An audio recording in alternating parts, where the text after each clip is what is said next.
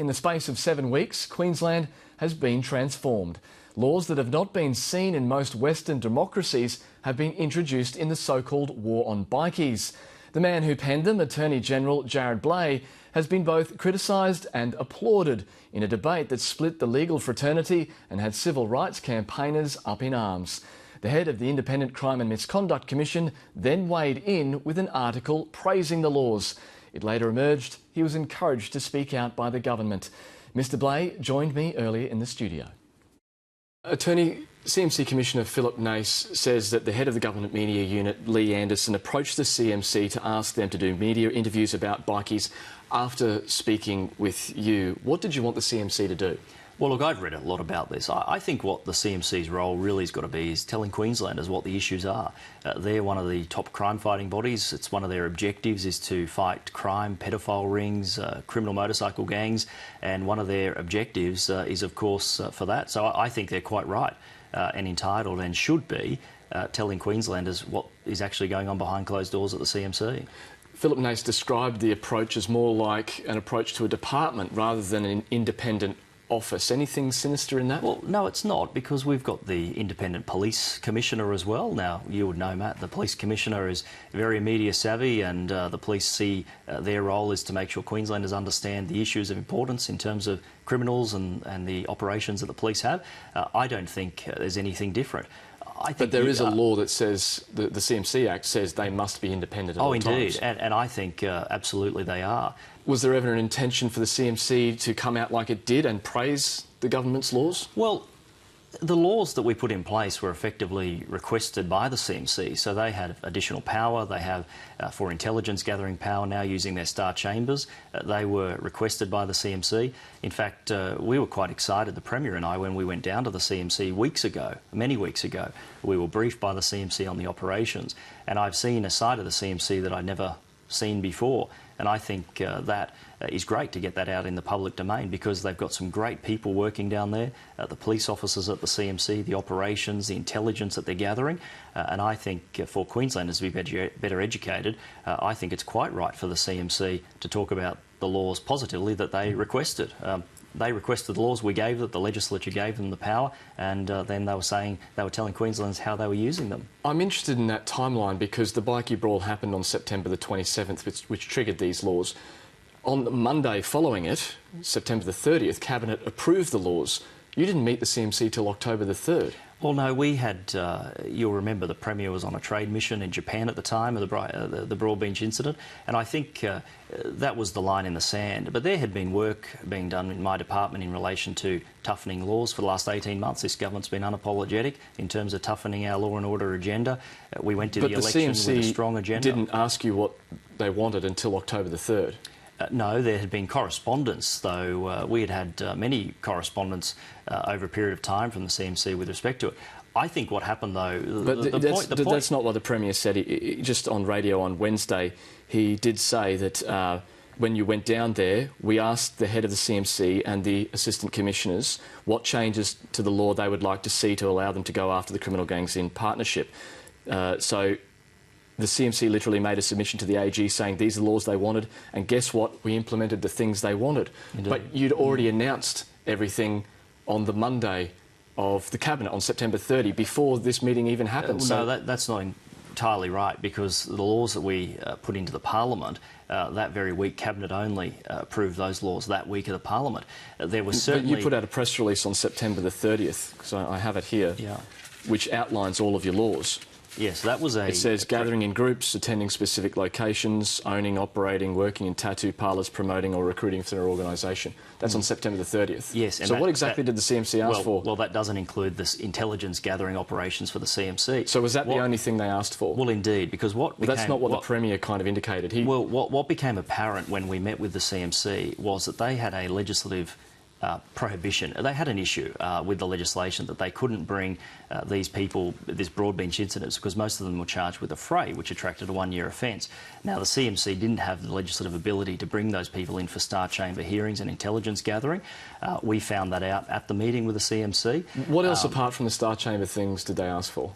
Oh, look, there were technical amendments to the legislation. There's been further... But all the major things, they didn't ask for that because you'd already announced them. Well, no. Well, certainly with the major things, the prohibitions on gathering in public places, the CMC didn't ask necessarily for that because that's not the CMC's role. But that's contrary to what the Premier just said on radio on Wednesday. So he said the CMC literally made a submission to the AG saying these are the laws they wanted, and guess what? We implemented the things that they wanted. So that's not correct, is it? I think that you're reading a bit too much into that. I'm reading exactly what the Premier said. That's what I'm reading. I think what it more is a package of reforms, and part of the package of reforms was what the CMC just think the Premier seems like he's gilding the lily a little bit when he's saying all of these laws are what the CMC wanted, when they're in fact just what you guys wanted. We briefed the CMC on what we were going to do. I would anticipate that the law enforcement, both the police and the CMC, would be encouraged with a package of reforms rather than doing things in isolation. I think that's one of the issues we've had with criminal gangs over the years, is governments have tackled these issues in isolation rather than a reform package. We wanted to go in hard, we wanted to go in fast, and we wanted to catch the criminal gangs off guard, which I think we've done that. So if we accept that the only major law that the CMC asked for was the Star Chamber and the others had already been announced, do you see a problem with the head of an independent body like the CMC, Dr Ken Levy, then coming out in a highly politicised environment, arguing that you're taking the strong action that is required? Do you see a problem with that? No, I don't, because one of the major functions of the CMC, remember the Crime and Misconduct Commission, the Crime Commission of Queensland, is major crime, and they have to be equipped to be able to talk to Queenslanders about these issues. I don't think Mr Levy would agree with all our laws, and I think he said that in his... Well, his front-page article said you were taking the strong action that is required. Certainly yes, he didn't indicate anything he had a problem with. What he was probably indicating is that there hasn't been this sort of strong package of reforms action for many, many years. Has he indicated to you that he has a problem with any of the laws?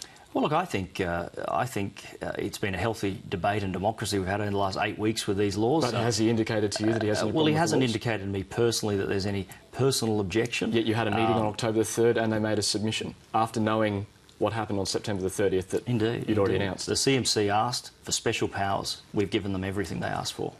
The CMC in 2008, in a submission to a federal parliamentary inquiry, said outlawing bikie gangs may or may not be effective, and the Australian Crime Commission said that they may not have a great impact.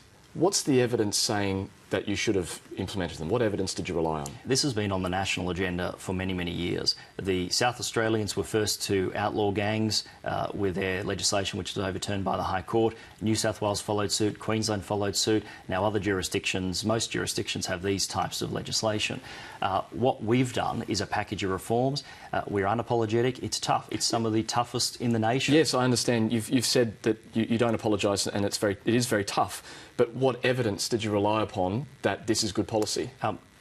Sometimes Queenslanders, all the evidence they need is 50 banditos going into a tourist destination cafe on a Friday night when innocent women and children and grandparents are trying to have a nice dinner out in a public domain, and 50 intimidating men come with their jackets on, their leather patches, and start a brawl. And then to make matters worse, go down and put a line out the front of the police station.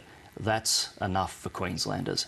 In 2009, when similar laws were being enacted by the Labor government, you were issuing a rallying cry for the freedom of association, which obviously this overturns. Why the change for you personally there? So good with those laws in 2009. They actually haven't been used or effective. No organisation's been declared a criminal organisation.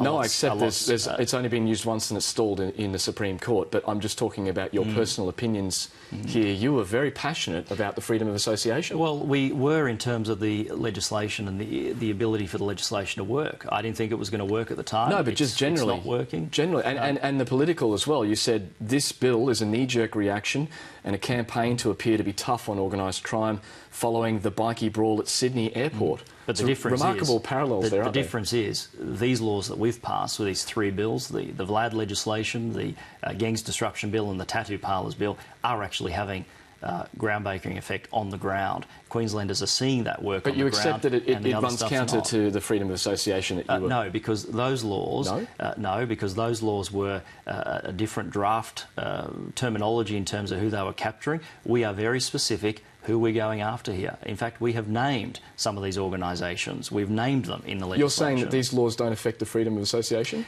We have said there'll be some But they do, don't they? inconvenience. There'll be some inconvenience for law-abiding citizens. I've made that point on many occasions. No, but for the bikies, that affects their freedom of association. Well, what about the freedom? I'm just asking, just on the concept of freedom of association. But I'm going to pick you on this. What about the freedom of people to go into a shopping district without the fear of being shot?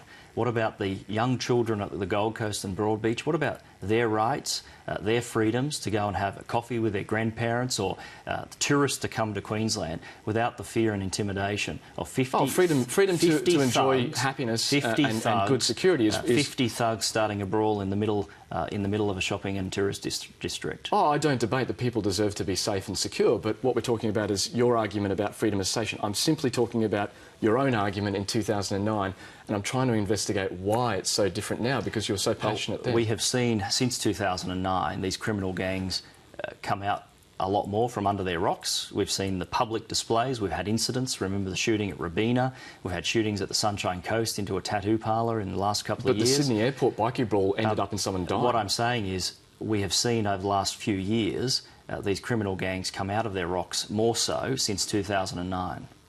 You said that a government that tries to remove these freedoms and liberties is a government that is to be feared. The issue here should not be about the associations of individuals, it should be about the crimes committed. And our laws target both the association and the crimes committed. Well, the anti-consorting laws just simply heavy penalties. Criminalise 3 people who meet together who may be members of the same association. Correct, and I'm pleased to say, I'm pleased to say that the police have made their first 3 arrests under those new laws, with 3 suspected members associating together. And just before I move on, just one more comment from your 2009 speech, where you said, "Nothing shows more contempt for the people of Queensland than when you have to chop and change your values for the political landscape of the day." How are you not being just as hypocritical as the Labor Party was then? Because you have to be upfront with the people of Queensland, and we've been very upfront with the people of Queensland. Everything I said in 2009 is on the public record, and I accept that. What I'm saying now, though, is since 2009 to 2013, criminal gangs have prospered. They've prospered under a regime of former Labor Party soft inaction in governments. We're now saying enough's enough. We've drawn a line in the sand, and we're going after them. And if I could briefly touch on the sex offender laws, you'll now decide if people stay in jail once the appeal process is exhausted. People saying that's against the separation of powers when you've got a politician deciding if people stay in jail. Well, look, this is a tough one, because this was reluctant legislation. It was legislation of last resort. We have currently, under the dangerous prisoners legislation, we're talking about the worst of the worst. That's why we've taken the stance we have. In saying that, Matt, though, I've had good discussions with the Bar Association, and the Bar Association will be putting submissions to us that they think they may be able to come up with ways to strengthen the dangerous prisoners legislation. And if we can... So you will no longer have the decision? No, if we can, through the Bar Association, come up with ideas that they're currently working on, where they strengthen the dangerous prisoners legislation to make it harder for courts to release these people into the community, then that's a win for everyone, and that means we don't have to utilise... But you'll retain the final say, is that what you're saying? What I'm trying to say is we want to try and do everything we can before we have to use that legislation. I'm working with the Bar Association. They think they may be able to come up with a better way to do under the dangerous prisoners legislation, and if they can, that's great. And we've said, I've had a couple of meetings with them already, and we said we'll certainly look at anything they want to give us. OK, Attorney, thank you very much for coming in. Thanks, mate. Great to be here.